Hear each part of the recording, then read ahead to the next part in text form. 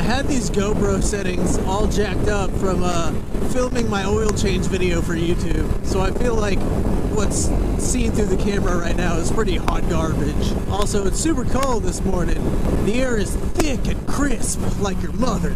Is it bumpy? Is the footage bumpy? Because I'm feeling bumpy and lumpy, just like your mother. Danger, why don't you just pull over and fix the camera settings real quick? Because shut up, that's why. What is that?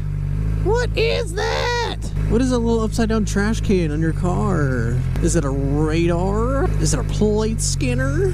I want to know, Mr. Cop. It looks like when you go to Home Depot and you get a little plant, you know, that little plastic bin that it comes in. His buddies were making fun of him that he didn't have a radar detector on his car, so we went to Home Depot and got that little plant and just stuck it to his car and was like, I'll show you. That is a plastic plant pot from Home Depot. Mystery solved, boys. That's what it is.